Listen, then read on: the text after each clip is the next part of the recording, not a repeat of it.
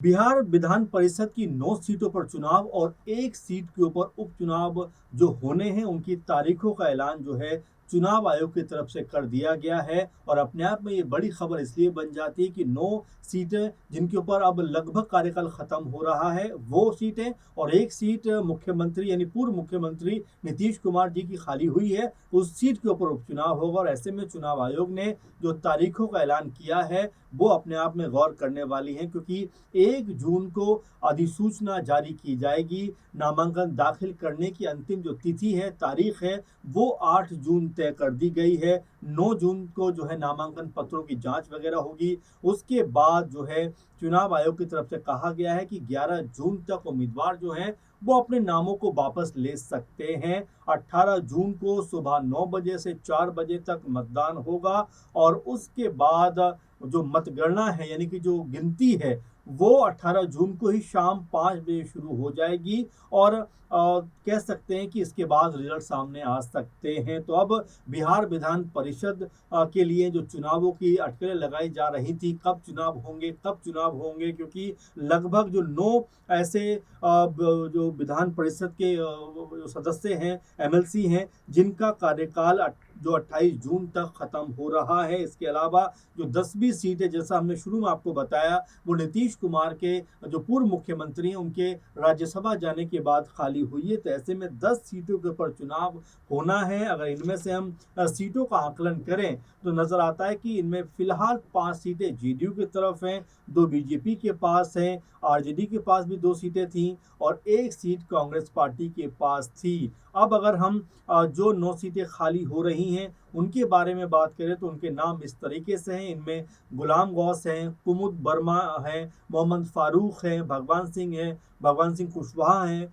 भीष्म सहानी हैं, संजय मयूख हैं, समीर कुमार सिंह हैं, सम्राट चौधरी हैं, सुनील कुमार सिंह का कार्यकाल भी पूरा हो रहा है। और एक जो सीट जो उपचुनाव की हम बात कर रहे थे वो नीतीश कुमार जी के राज्यसभा जाने की वजह से वो सीट खाली हुई है, और उसके ऊपर भी उपचुनाव होता हुआ दिखाई पड़ेगा। फिलहाल अगर एनडीए कुनबे की बात करें तो 2025 में जिस तरह की जीत यहाँ पर एनडीए कुनबे को मिली है वो अपने आप में बहुत बड़ी जीत कही जा सकती है, क्योंकि 200 से भी ज़्यादा विधायक एनडीए कुनबे के पास में है। तो ऐसे में उन्हें जीत के लिए ज़्यादा दिक्कत नहीं होगी, क्योंकि लगभग ऐसा लग रहा है कि 8-9 सीटें बड़ी आसानी से एनडीए कुनबे के पास जा सकती हैं, और एक सीट जो है वो मिला जुला कर कहा जा सकता है कि जो विपक्षी दल हैं उनकी तरफ आंकड़ों के हिसाब से जा सकती है। फिलहाल अभी तस्वीर साफ नहीं है कि कौन चेहरे चुनावी मैदान में उतरेंगे, कौन चेहरे जो है इन विधान परिषद चुनाव में दिखाई पड़ेंगे। लेकिन सबसे ज़्यादा निगाहें जो बनी रहेंगी वो निशांत कुमार को लेकर बनी रहेंगी, जो स्वास्थ्य मंत्री बने हैं बिहार सरकार में। इसके अलावा दीपक जो उपेंद्र कुशवाहा के बेटे हैं वो भी मंत्री बनाए गए हैं, उनके लिए अब कह सकते हैं एमएलसी के जरिए रास्ता बनता हुआ दिखाई पड़ेगा कि वो भी विधायक बने, क्योंकि जब आप मंत्री बन जाते हो, पदों पे आप जो आसीन हो जाते हो, तो उसके लिए आपको 6 महीने के अंदर विधान सभा से या विधान परिषद से किसी दोनों में से किसी एक जगह का आपके पास सदस्यता होनी चाहिए। तो ऐसे में ये लग रहा है कि इन दोनों को जो है चुनाव में उतारा जाएगा। लेकिन बाकी अगर 8 चेहरों की बात करें तो वो 8 चेहरे कौन से हैं, कौन से वो 8 नाम हो सकते हैं जो इन विधान परिषद चुनाव में दिखाई पड़ सकते हैं, क्योंकि आरजेडी भी अपनी तरफ दम लगाती हुई दिखाई पड़ेगी। वहीं अगर एनडीए कुनबे की बात करें, जैसा हम लगातार आपको बता ही रहे हैं कि भाई 200 से ज़्यादा उनके पास विधायक है, तो ऐसे में उनको 8-9 सीटें निकालने में कोई बड़ी दिक्कत नहीं होगी।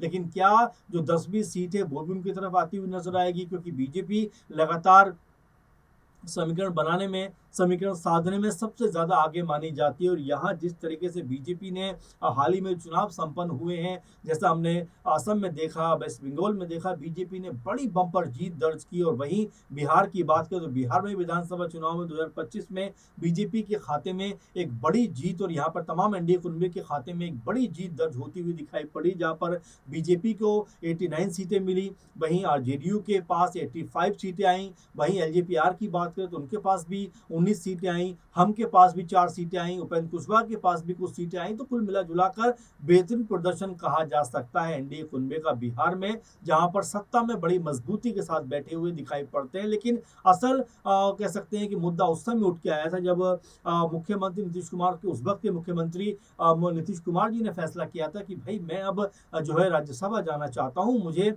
अब मुख्यमंत्री पद से मुक्त होना है, क्योंकि मेरा जो सपना है वो राज्यसभा में बैठने का भी है। और उसके बाद अपने पद से इस्तीफा देते हुए नजर आते हैं और राज्यसभा सांसद बन जाते हैं, तो उन्हीं की सीट ये खाली हो जाती है। उसके बाद बिहार में सम्राट चौधरी मुख्यमंत्री बन जाते हैं और उनकी सरकार में नीतीश कुमार के जो बेटे हैं निशांत कुमार, उनको मंत्री बनाया जाता है। तो ऐसे में बड़ा सवाल ये बन जाता है कि जिस तरीके से 9-10 सीटों पर चुनाव होना है, तो क्या इनमें निशांत का नाम भी सामने आएगा, क्या इनमें दीपक का नाम भी सामने आएगा, इनके अलावा और कौन कौन से वो चेहरे हैं जिनका नाम सामने आएगा, क्योंकि 1 तारीख को ये अधिसूचना जारी कर दी जाएगी और ये अधिसूचना जारी होने के बाद जो नामांकन का प्रोसेस है वो शुरू होता हुआ दिखाई पड़ेगा। तो ऐसे में अब कहीं ना कहीं बिहार की राजनीति में हलचल मचती हुई दिखाई पड़ती है कि भाई इस सीट के ऊपर जो 9 सीटें हैं, इन 9-10 सीटों के ऊपर आखिर कौन कौन से चेहरे जाने वाले हैं। मंथन का दौर कहीं ना कहीं शुरू होता हुआ दिखाई पड़ेगा। क्या जेडीयू के खाते में 5 सीटें रहेंगी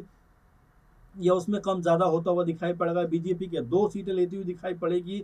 और इसके अलावा अगर 5 और 2 7 हो जाती हैं, वहीं अगर एलजेपीआर की बात करें तो क्या वो भी 1 से 2 सीटें लेते हुए दिखाई पड़ेंगे। हम पार्टी की बात करें तो क्या उनके खाते में भी 1 आध सीट आएगी। तो अभी जो 8, 9, 10 सीटों का समीकरण है धीरे धीरे बनता हुआ दिखाई पड़ेगा कि भाई जो पार्टियां हैं जो एनडीए कुनबे के अंदर शामिल हैं, उनको कितनी कितनी भागीदारी मिलती है। और जैसा हमने आपको बताया कि 5 जो विधानसभा सीटें हैं अब की, जिनके ऊपर जेडीयू के जो सदस्य हैं वो काबिज हैं, तो ऐसे में अगर ये पद खाली हो रहे हैं 28 जून को, तो आखिर इनमें से कितने चेहरे या कितने नाम जेडीयू की तरफ से होंगे, अपने आप में बड़ा सवाल ये बन जाता है। क्योंकि जेडीयू के पास भी इस समय अच्छी खासी सीटें हैं और जाहिर बात है कि वो बीजेपी से भले ही 5 सीटें कम हो, लेकिन लगभग बराबरी पर रहना चाहती होगी। अगर बीजेपी यहाँ पर 3 से 4 सीटें चाहेगी तो कम से कम 4 सीटों पर जेडीयू भी अपने प्रत्याशी उतारेगी और इस तरह से आंकड़ा 7-8 का बनता हुआ दिखाई पड़ेगा। वहीं एलजेपीआर की बात करें तो अगर 1 सीट पर वो उतारते हैं और 1 आध सीट अगर हमको मिलती है, तो तकरीबन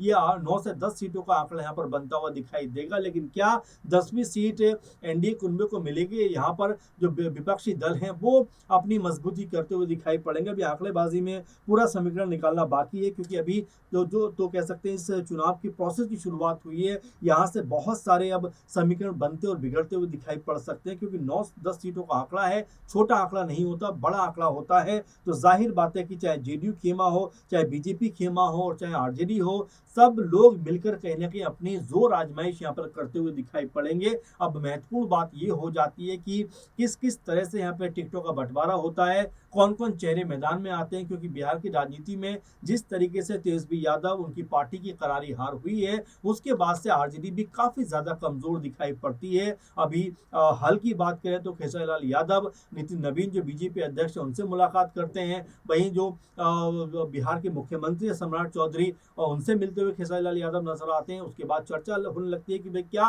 खेसारी लाल यादव भी अब आरजेडी का दामन छुड़ाकर क्या बीजेपी का होना चाहते हैं, ये अपने आप बड़ा सवाल है। वहीं रितु जायसवाल की बात करें, बड़ी चेहरा मानी जाती थी, बिहार महिला प्रकोष्ठ की अध्यक्ष भी थी, वो अचानक से आरजेडी का दामन छोड़ती हैं और आज उन्होंने भी बीजेपी की जो सदस्यता है वो उन्होंने हासिल कर ली है। तो ऐसे में कई सवाल हो जाते हैं कि वाकई में क्या अब यहाँ से बीजेपी और तमाम एनडीए कुनबा जो है वो खुद को मजबूत करता हुआ दिखाई पड़ेगा, क्या और ज्यादा ताकतवर होता हुआ दिखाई देगा। क्योंकि यहाँ पर जो आरजेडी लगातार कमजोर हुई है, क्योंकि 25 विधायक उनके नजर आते हैं, तो जाहिर बात है कि पहले के मुकाबले उनकी सीटों में आधे से भी ज्यादा का अंतर आ गया है। हालांकि वोट बैंक के मामले में देखा जाए तो उनका बहुत गिरावट नहीं हुई है, लेकिन सीटों के मामले में कहा जा सकता है कि आरजेडी के लिहाज से बहुत ज्यादा इसमें कमी देखी जा रही है। आप देखेंगे 2020 में आरजेडी के पास तकरीबन 75-76 अपने विधायक और 3-4 उनके पास जो एआईएम से शामिल हुए थे वो मिला दिए जाए तो 78-79 विधायक दिखाई पड़ते थे। लेकिन इन चुनावों को देखा जाए तो महज उनके पास में 25 सीटें आती हैं, तो यहाँ जो ये विधानसभा चुनाव है बहुत दिलचस्प होने वाला है। कौन से चेहरे आएंगे, कौन से नाम आगे किए जाएंगे, निशांत और दीपक को लेकर कैसा माहौल बनता है, ये तमाम चीजें देखने वाली बात होने वाली है। लेकिन फिलहाल इस समय बिहार की राजनीति में काफी ज्यादा हलचल देखने को मिल रही है। अब देखना होगा कि आने वाले दिनों में कौन कौन से नाम उभर के सामने आते हैं। अब इसको लेकर आप क्या सोचते हैं कि बिहार की जो ये 9-10 सीटें पे विधान परिषद का चुनाव होने वाला है, उसमें कितनी सीटें किसके हिस्से में आती हुई दिखाई पड़ेंगी? आप भी अपना नजरिया जरूर रखिए। फिलहाल के प्रोग्राम में इतना ही। आप लगातार बने रहें। धन्यवाद।